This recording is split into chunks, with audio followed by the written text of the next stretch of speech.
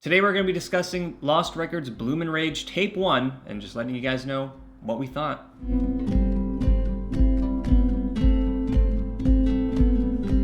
Now this video is going to serve as a follow-up video to our Life is Strange ranking video that we did about a week ago. So if you want to check out that video where we talked a little bit about each of the Life is Strange games, gave a general ranking and description of why we ranked those games where we did, I'll leave a link to that video down below. But today we are pretty much just focusing on Lost Records Bloomin' Rage. And the main reason we made that Life is Strange ranking video was to kind of queue us up for Lost Records. We were really excited to get into Lost Records. All the gameplay footage they were showing, the release trailer footage they were showing had us pretty excited.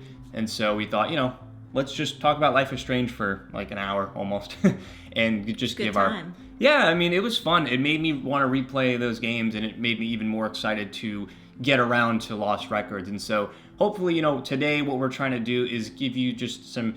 We'll mostly discuss it. We're not reviewing the game, and I think this kind of ties into some of the stuff we're going to discuss, but this is tape 1 or part 1 of this 2-part experience. So this is by no means a complete game at this point. Like, there's still a whole other half that we have to go through. So we're really just trying to do a general discussion, and I think having said that, since this is more of a discussion, we are going to be spoiling all of tape 1. So if you haven't played tape 1, stop the video, click off the video, go play tape 1, come back and give this video a watch. This is an interesting game to talk about because I think we briefly talked about this in the Life is Strange ranking video where we were saying, or I was mentioning, originally the Life is Strange games would come out and they'd be split into like 5 chapters and the teams would release the games chapter by chapter by chapter every like 2 or 3 months or so.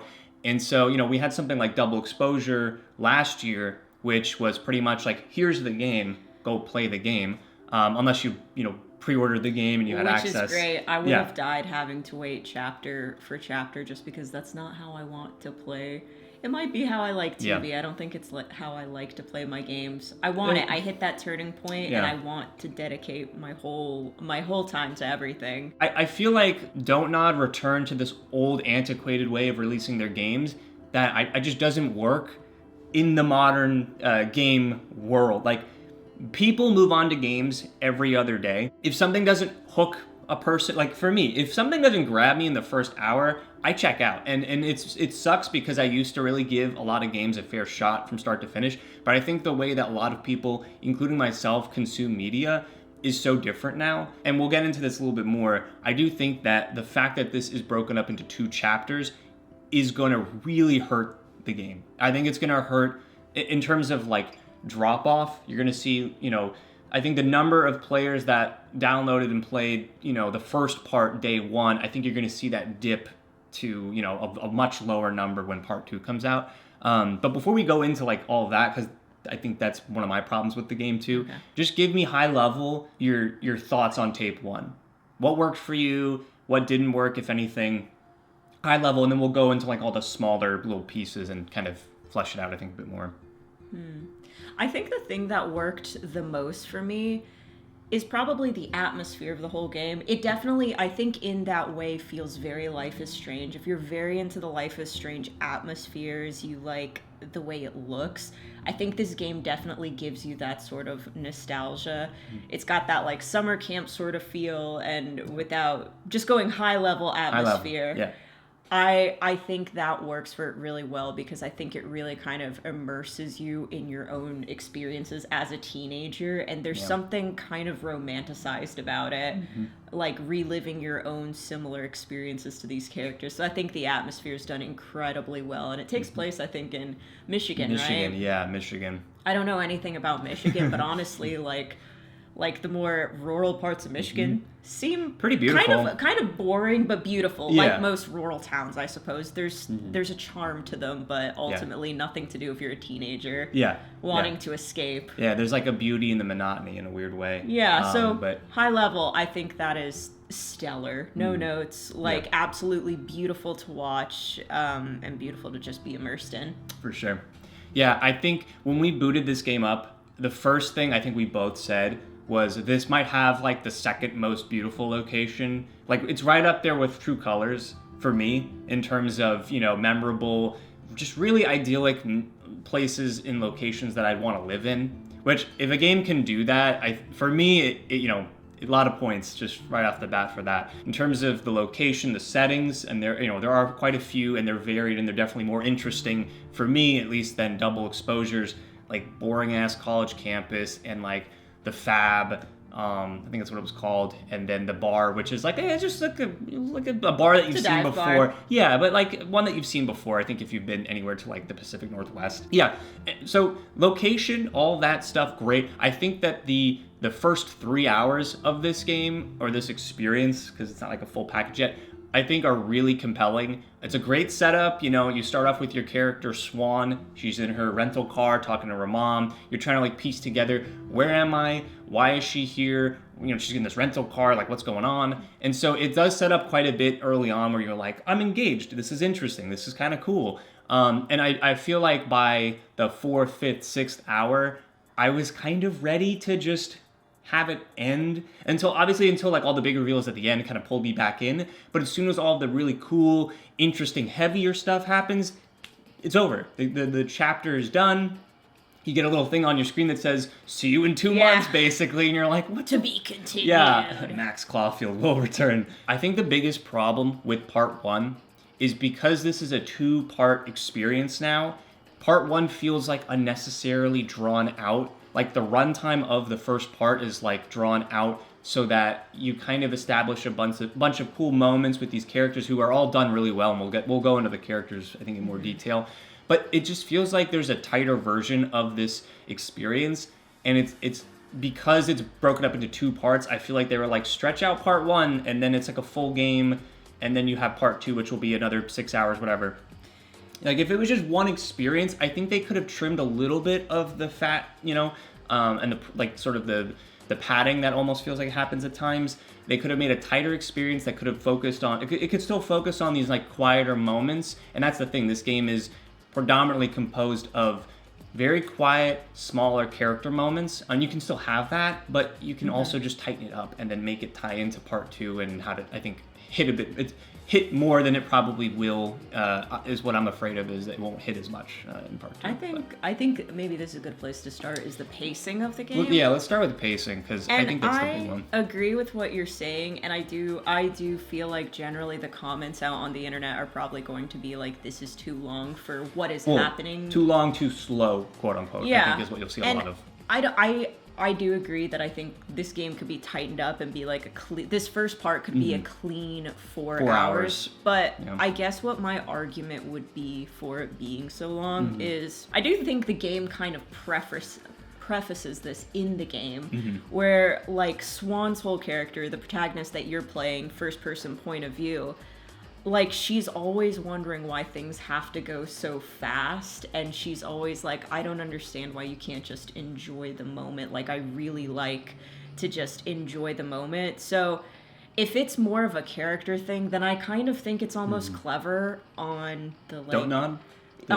The studio. I think it's almost clever that, like, maybe it's not for everyone, but maybe it's really forcing you into Swan's shoes to be able to appreciate those small moments that she's appreciating, because I don't want to say simple. I don't want to say that she's a simple character, but she's a character that appreciates the simple things. She appreciates, like, the small moments with her friends. She appreciates looking at the bugs in the woods. Like, she is noticing all these things that I think in your day-to-day life you forget to just look at as a kid. It's kind of like that stop and smell the roses thing. She is greeting every plant. She's greeting every critter.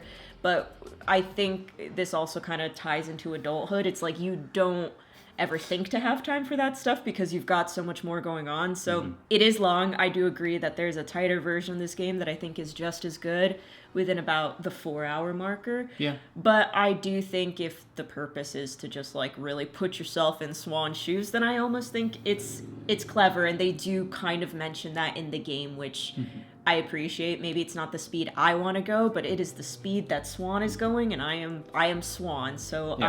I if there's an argument to be made for it being 6 hours, then I think that is the argument. So I don't disagree, and I feel like Don't-Nod, I don't think I'm alone in sort of feeling this way, especially playing all the Life is Strange games and from seeing a lot of other people's take on this first part.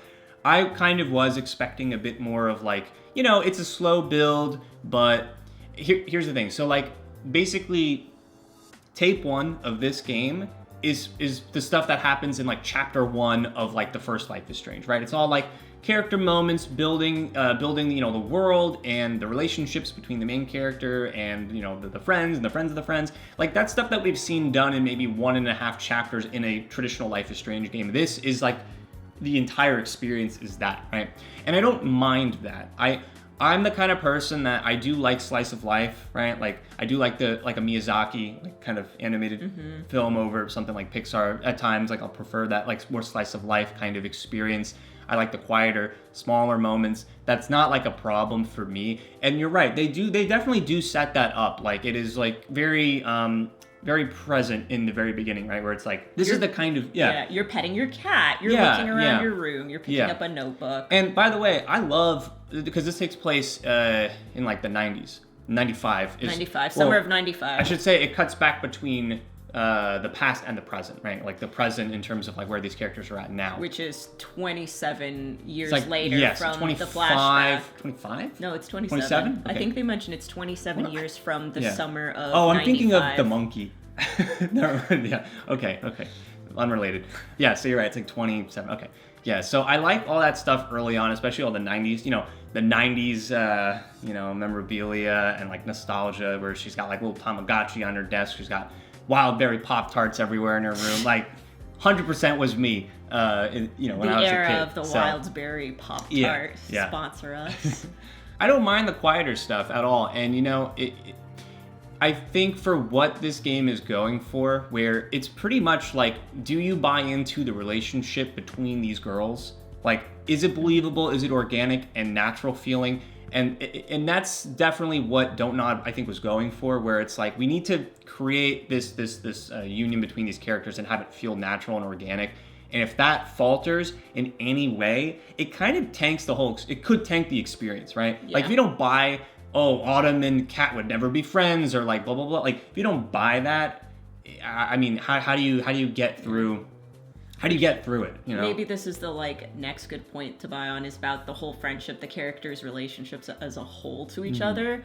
I buy into this. I was a teenage girl once, and honestly, I had friendships like these where you come together so quickly and you burn so brightly and it's so intense, and it feels... And, we haven't played the whole game. I don't really know where they're going to end up by the end. Yeah. But it really does feel like those relationships feel like they're going to last forever. And sometimes the reality is that they don't. They're only friends for a season. But you're a kid. And so everything for you is complete and final, and like, this is it. Like, these are it doesn't make that any less impactful on you as you grow older, but it is interesting. I've had friendships that have blossomed out where I had I hung out with them every day of the summer.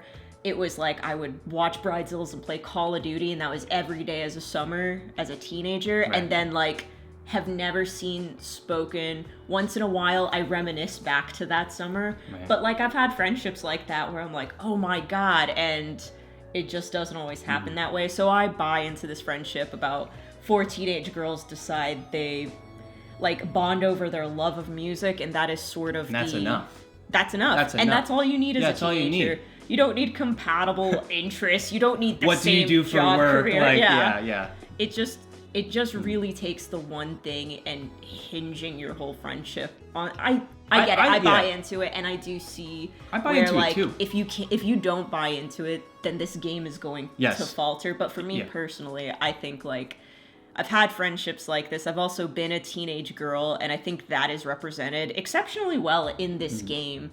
Dialogue may be a little clunky at times, but honestly, all their interests, all the things they do, the way they interact, the way you choose to interact with someone and not the other, spot on. I think they really tapped into teenage girlhood, I think. And it's a bunch of French guys writing this stuff, but they do a really good... Yeah, they do a really good job. And, for me, it was one of those things where after we played it, and you started talking about how it kind of captures that summer fling with friends vibe. I was thinking back to all those years where I went to summer camp, where my mom's like, "Oh, go do summer camp. It'll be good for you." Get away.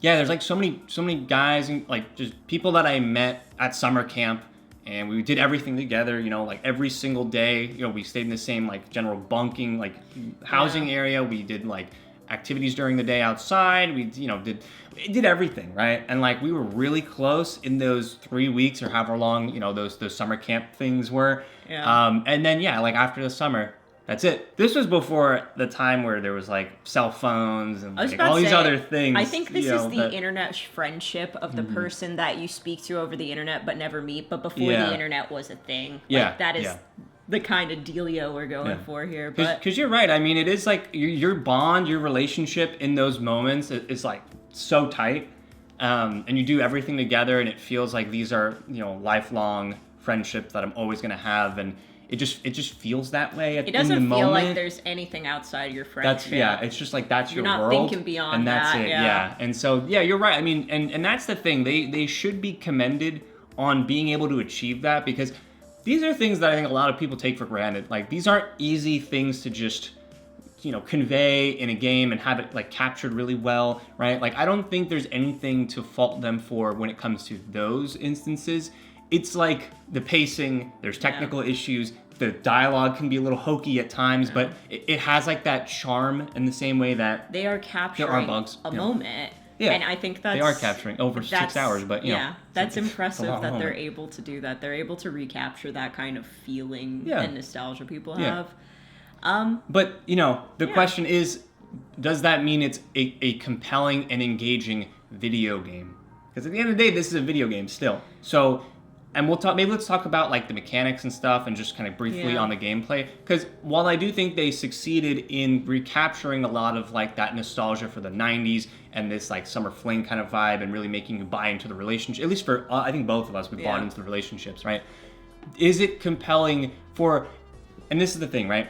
Because I think all you Life is Strange fans out there are going to play it and like it to some degree. Right, because if you're big fans of the franchise, I think you're gonna find something to walk away from and be like, that was good. But like, if someone is coming into this for the first time, maybe they haven't played a Life is Strange game, maybe they haven't played these types of experiences, right? What is that gonna do to them, right? Because there isn't a whole bunch in here that like can grab someone and like I think make them stick around because of the pacing. But so like again, is it engaging enough for someone to stick around? And so like when it comes to the actual game itself, right? Because like Life is Strange, there's like superpowers or some sort of like, you know, power element to those games and the characters that you play. Nobody really has any powers here, which again is more like slice of life, more kind of like quieter, small, like a Before the Storm. But the sort of the central mechanic of the game, and you play as Swan. She's like the main protagonist that you play as. But I actually have a theory that I think we'll get into like later on for what we think part 2 will look like. I have a feeling, we'll save this for later, but anyway. Yeah. So you play Swan, and the whole mechanic here is that she likes to record moments on her video camera. And just a side note on that, like I was very much that person in my friend group, in my like core friend group. I was the dude that was like whipping out like the top loading VCR camera and like just recording mundane crap, and you know.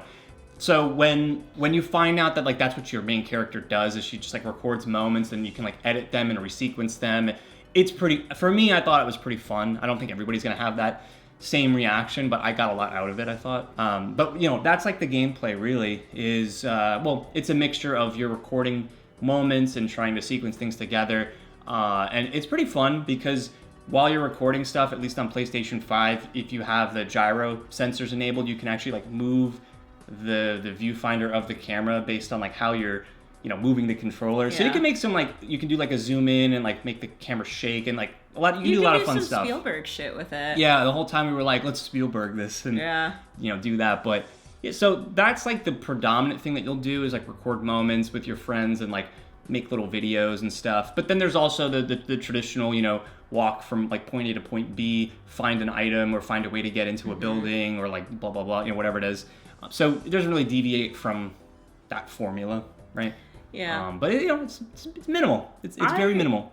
I liked the camcorder aspect of it. I do. For me, I was actually it even has nothing to do with me not being like the camera kid when I was younger. You don't have to be. Yeah. No, it wasn't that. I think the novelty is really fun when you're figuring it out at first. It wore on me sometimes. I still think it's good, but for me, I'm so bad at controlling two things. Well, first person. The It's first person, I'm so bad at like moving the left and then moving the right Joy-Con and then like hitting record and zooming in and out. My fingers just are so stagnant that way. So for me, it was not always a fun experience. Sometimes I was kind of doing the bare minimum. But if you do want to do the bare minimum, you totally can. You could shoot like just the corner of something and not get fancy with it all. I sometimes got a little frustrated, but that's not a fault of this game. That's I'm just not very good at doing two things at once. It's not really my jam. Well, to be fair, I the only criticism I have of the camera mechanic is I wish there was a button or like a sequence of buttons you could press to like recenter it, because we had the gyroscope turned on. So like if you're doing this, or let's say like you're just lounging on the couch like we were, and then it cuts to a sequence where you have to like film something, there would be times where like since the controller was angled down, the camera would just be angled down to start, and then we'd have to like rotate up and like move the joystick to recenter if there was like a recenter button, I feel like that would have really it would have been less annoying to finagle with that all the time.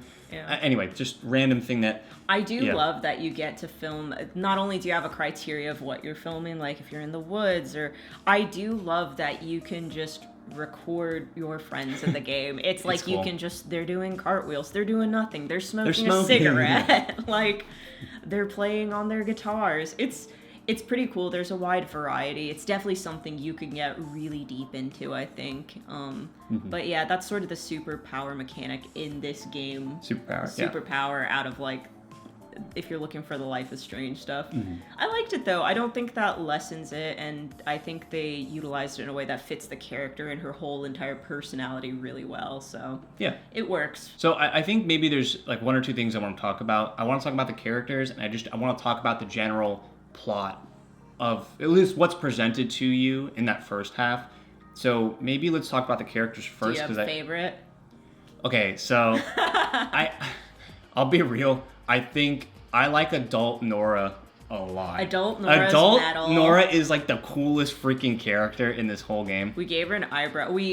Oh yeah, you have the option at one point when you're kids, like Swan and Nora are just talking, and Nora's like, well, I want to get a piercing. Where should I get it? And it's like nose or lip, I think, or eyebrow, right? And I was like, eyebrow, 100% eyebrow. Nora is like an eyebrow piercing. Like she's got like the thick eyebrows. And then like cut to, she's an adult. And she's got like the long, like gray, like she's platinum. Got like a gray bob. Yeah, like a gray bob, and she's got like the eyebrow piercing. I'm like, oh, fierce. Awesome. It's a great choice. Awesome.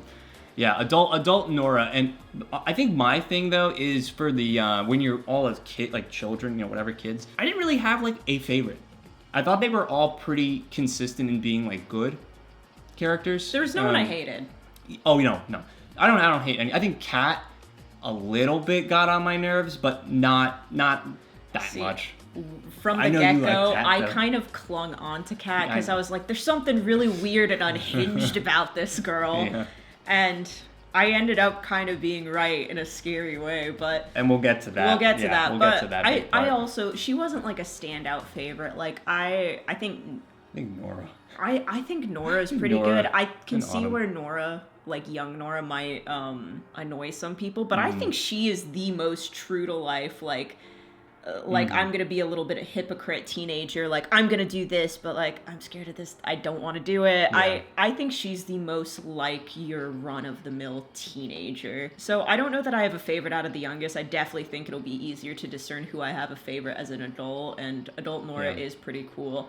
And I guess we kind of touched on we need to touch more on I was gonna say we touched on the eyebrow thing. Maybe we should eventually touch on like what are the choices impact after the characters? Yeah, if you want to, I'm down to do that. I mean, I don't really have much more to say other than I think adult Nora is pretty cool, but I didn't dislike any characters. Where it's like you have double exposure, where I'm like Moses is the god, he's King Moses, and then you have like Safi, who's just whatever, right? I don't feel that way with any of these girls. I don't feel any way towards them like that, So they're all pretty solid. Not really anything to say much more than that. I think they're solid characters. I do wish that, I feel like me in particular, when I was playing, I was really trying to foster sort of an equalized relationship among characters. Yeah. And by the end, it's not a very detailed mechanic, but it just kind of tells you like, who are you cool with? Who's Yeah, who's your new homie, friend? yeah. Who's your BFF, and who's your something more?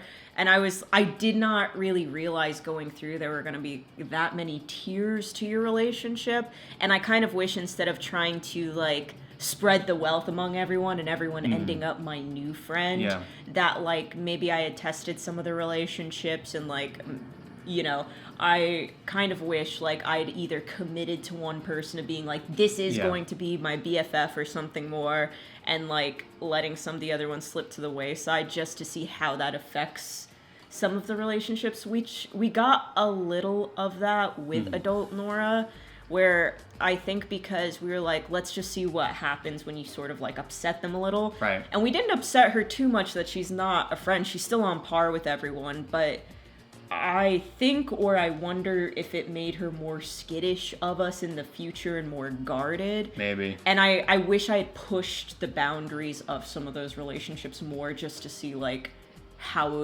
it would affect the whole game and like their relationship to us, because right now I'm not really sure, just because I feel like I really played it safe on that. Let's actually talk about the story. I feel like we talked a bit about talked everything around else. But let's talk about like what happens in this first part.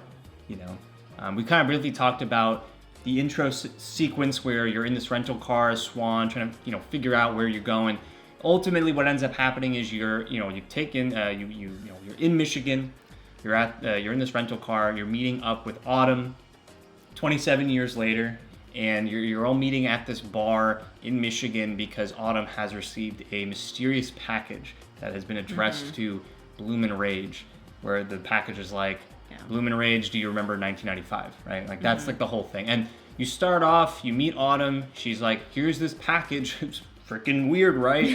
And then you spend like 6 hours being like, oh, let's just wait for everybody to show up. I don't want to open this thing. I don't want to touch it, which, first of all, completely unrealistic. I would have ripped that open. I would have torn that crap open immediately, been like, what is this? But no. And that's sort of one of the issues that, ties back into what we've already talked about with the pacing and stretching things out to fill a part one of a 2-part game. I definitely feel like the package you received that's, wrapped in all these newspaper clippings of what happened in your town. Yeah. It really does feel like a Chekhov's gun, in which it is introduced so early and set in front of your face so early. And it's just at the table with you. You're forced to look at it the whole time, every time you interact with future Autumn. And I'm just waiting for it to be opened. And I mean, it doesn't seem like there's any action that would open it up sooner than you're meant to open it. So the whole time you're wondering, when am I going to open this package? And you don't open the package by at all the end of this tape.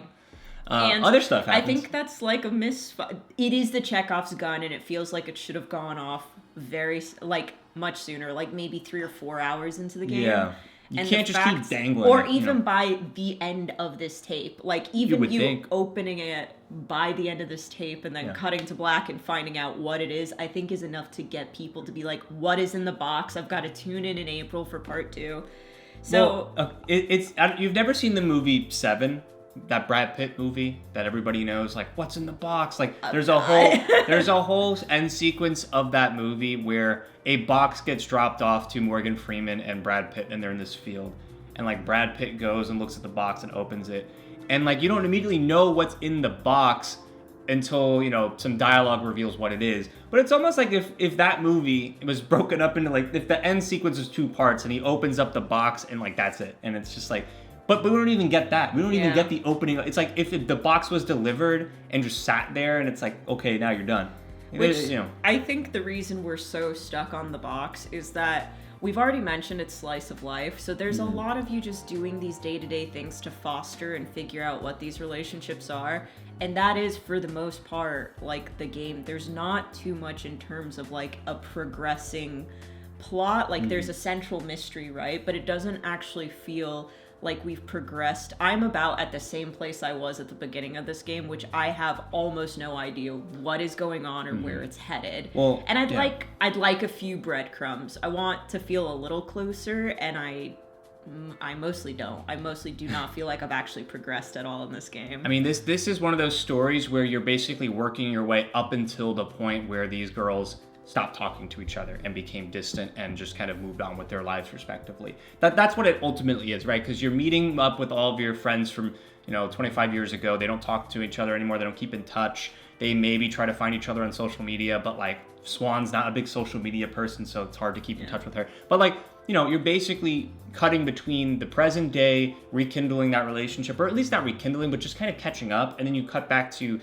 childhood, friendship, in the making. And a lot of people online have sort of said it's like Yellow Jackets, which we've never seen. But from what I've read, there are scenes from Yellow Jackets in this game. So Yellow Jackets is like, I think, a big inspiration for it. But also, you've got like some Spielberg inspiration in here. You've got like very early 80s and 90s like movies and television. There's a lot of like Stephen King inspirations in here, X-Files, like so much of it is coded in that way that like, so it wears a lot of its inspirations pretty clearly. I do think it's worth noting, maybe the best way to go about this is to kind of go like back to the beginning. I think it is worth noting that the reason you are called into this bar, it is not under the pretense to catch up. It is under the pretense that Autumn has received this box. Right.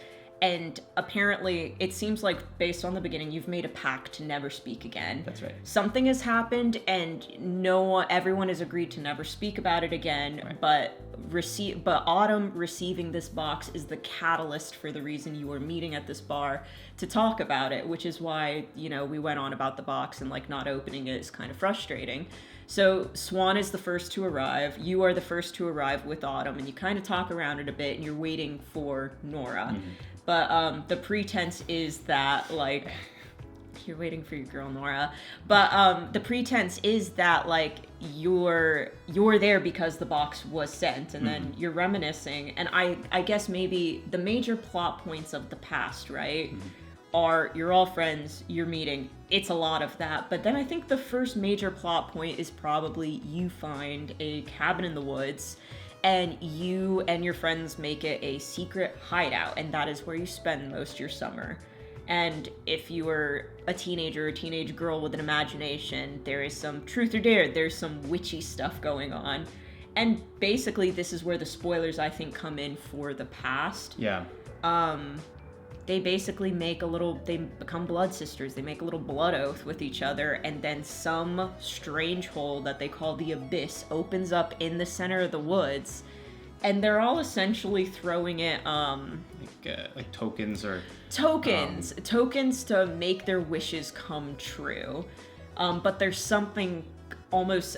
It's hard to figure out whether it is they're almost praising it as a god or it's something far more sinister, and you don't find that out. You don't know that. But that is really the central plot point, is the Abyss opens up in the past. Right. And all you know is, like, there is some connection between this Abyss portal and these girls now, because when they get, like, really agitated or worked up, enraged. Their eyes like light up in the same color as the Abyss. So something's bonding them to that Abyss, or there's some sort of supernatural ties between them and that Abyss. We don't know what it is, right? Like, we can speculate. Nothing's really cleared out, and maybe that's not the point, but either way, like, that is sort of one of the bigger moments in that first half. And there's one other big moment, but... there's really two big moments that I think the past hinges on connecting you to the present. So there's the Abyss, and then you start realizing Kat specifically seems really susceptible and, like, a lot more tied to the Abyss than everyone else.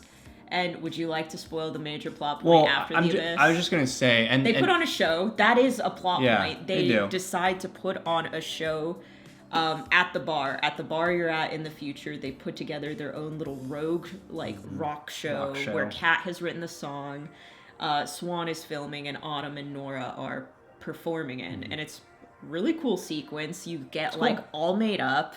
You're like very punk rock entering this bar you're not supposed to be at, where Kat's older sister works and Kat's boyfriend, who are like very minor. Oh, I do want to talk about the boyfriend too. Characters. We'll get back to him. Yeah, we'll get back to him. Anyway, so they put on this runway rock show, and all of a sudden Kat starts having a nosebleed, which very much seems like she's supernatural possessed.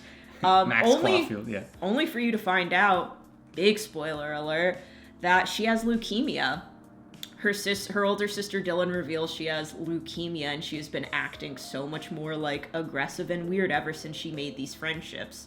So, and that is kind of mostly where we leave the game, is they're reminiscing on that, but that is the major reveal of this part. And I don't really know what else to say about that. That is, I think, the other crucial kind of plot point is like, she's maybe way more into this and enraged, not because she's possessed, or maybe she is a little. I'm still not sure where I stand on that, but she's really sick, which is why she's like 0 to 100 in so many events of these stories. And the lens really shifts from Swan to what's going on with Kat, and we haven't seen her in the future, so it really feels... We don't know if she's dead or if it's a fake out, basically, or, you know, which I don't think she's dead. I don't think she's dead. I think she sent the package. Okay, well, I want to get into the part 2 speculation stuff if you want to. I do want to say one thing about Corey, the boyfriend, though, because once you know the exact problem with Kat, that she has this, you know, sickness, there's a great scene after the girls have, you know, made their wishes into the abyss, and Corey shows up at like the movie palace place where they like all hang out in the parking lot. And so it's all the girls hanging out in the parking lot. Corey comes up in his bike, and he's like, Kat, you know, Dad wants you home now. And the way that scene played out at the time, there were some things that registered in my head. I'm like, you know, he's being very, like, considerate about her, Kat, I mean, and, like, being an asshole because, he's a dick. Yeah. But also he's like, dude, your dad's telling me to do it. It's part of that, but also part of it's, like, you could tell something's off in their exchange. Like, he's a little bit more concerned about Kat. And so... I don't know. There's something about that scene, and especially, like, it recolored my opinion of that character. He sucks. He's definitely still an asshole, but he definitely has caring concern for, they handled it really Kat well. and Dylan and their family. 100%.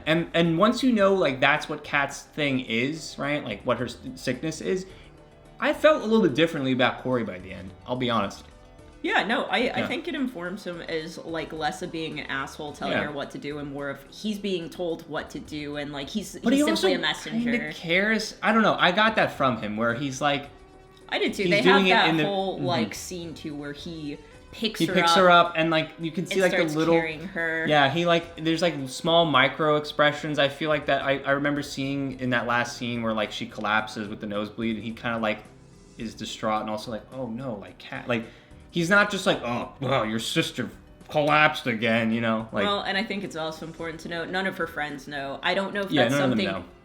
if something like that... I don't know if maybe you get hints towards her sickness the closer you are to Kat. That's sort of my theory, is like, maybe if you focus all your time on Kat and you get close, maybe there's something that will make it seem like less of a shock to you by the end. Well, but for me, I was like, oh my god. I was like, I had no idea. I mean, you can interview your friend. You interview your friends in your childhood, like you do. Choose the questions. Yeah, because you're like filming about your friendship, but also like being in this rock band with your friends, and it's like, what's your most like favorite thing in the world? What's your biggest fear? So I bet if you dive into like being more like favoring of Kat, I bet you get more context. Or maybe you don't. That's just the mechanic. She does cough. She coughed several times throughout the game, and it's just like, okay. But, like, it was very aggressive. It was like smoker's cough, and you're like, what is she doing?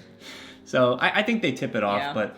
Those are the big plot points, though. Abyss and Kat's sickness, and I do that's not much to go off of. Yeah. But that is kind of the plot, and hopefully it becomes more of what hinges into part 2. Like, hopefully it really propels the part 2 part of the story. So. But I think it may be a lot to ask people to just take those granules and to stick around and wait for 2 months. It might be a lot. It might be, and I don't know if it's necessarily enough. I will be tuning in regardless for part 2. But let's talk about that, because let's talk about part 2 speculations, because I think we talked about this in the beginning, and you just brought it up again too, right? Where I think, again, because this game is 2 parts, I do think the way that part 1 is structured, the way it's paced, and the stuff that it focuses on. I think if you're not into part 1 at all, you're not going to tune into part 2. But the problem is, if it was one experience, you could just go into part 2 and be like, you know what?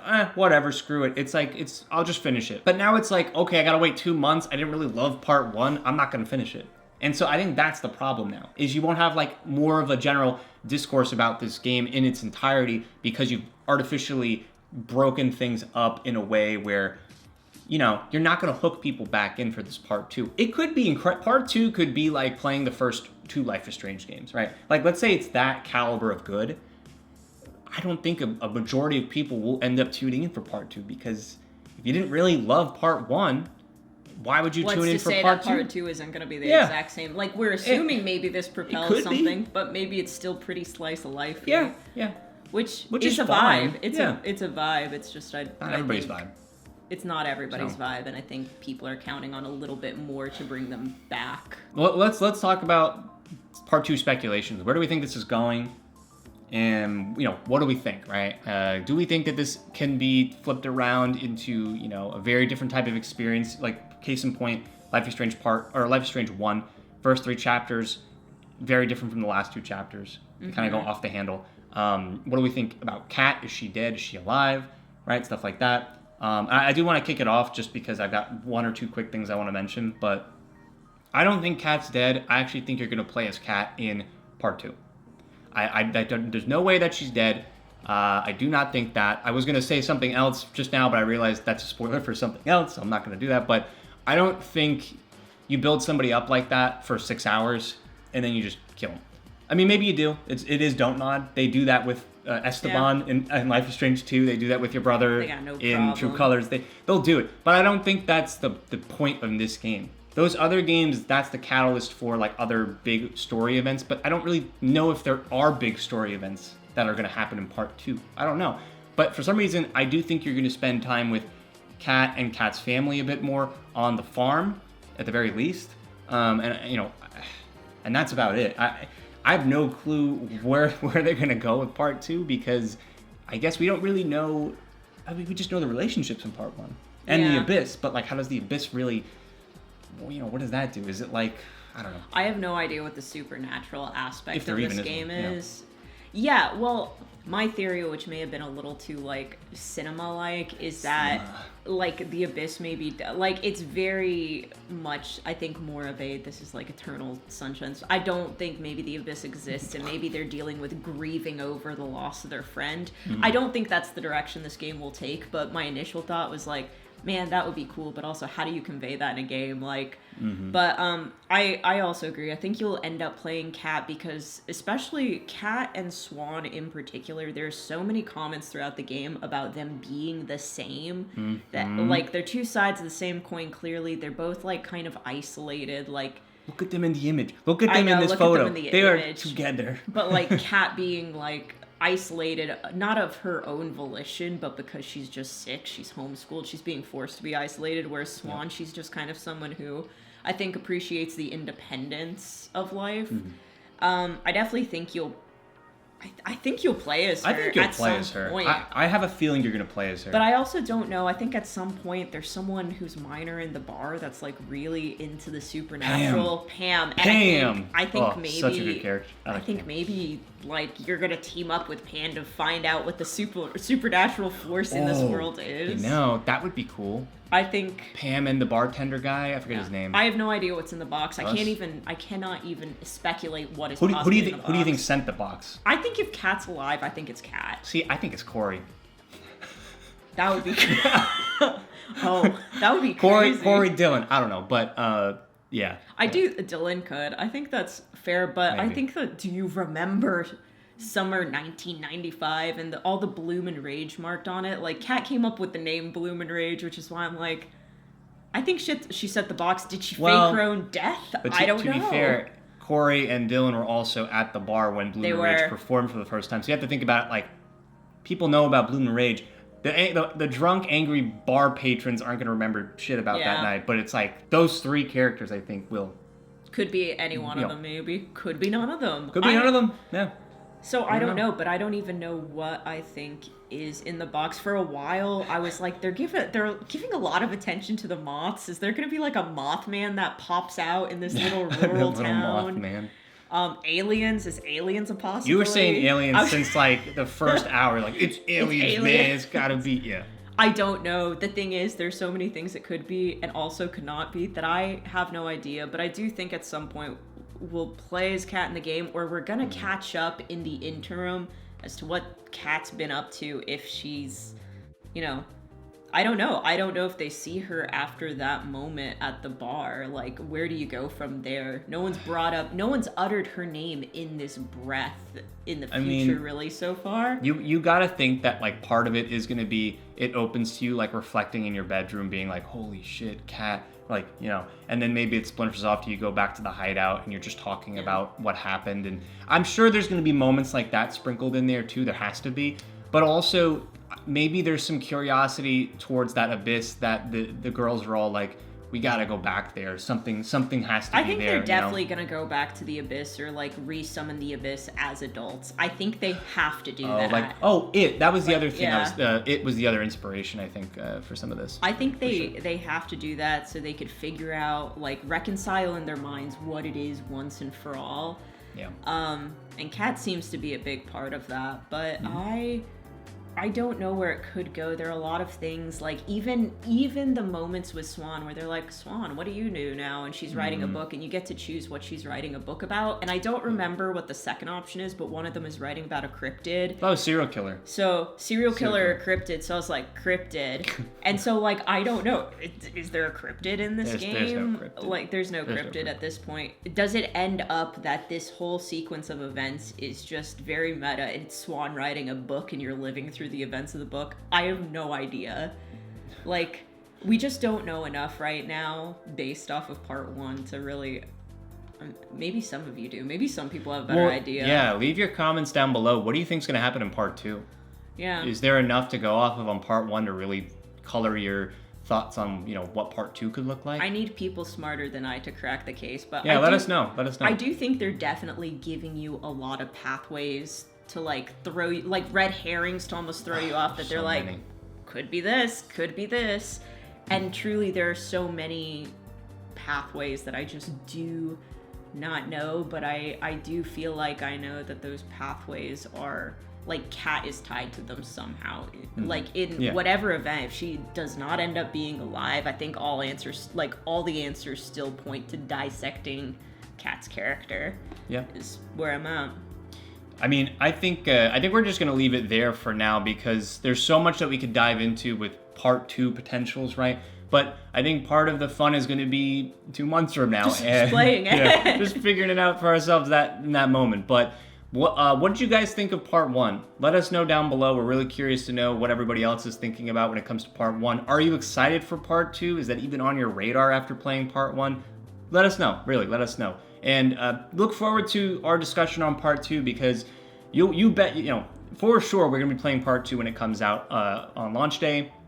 We'll probably do a video, you know, however long it takes us to finish part 2. And I think after we finish part 2, we'll probably do like an overall review of the game and then also discuss part 2. So stick around for that in the coming months. Look forward to that video in a future month or 2, whatever. But yeah, until next time, everybody, thank you so much for sticking around till the very end of this discussion. And thank you, Jess, for popping on another video with us. See you in April. Yeah, see you all in April.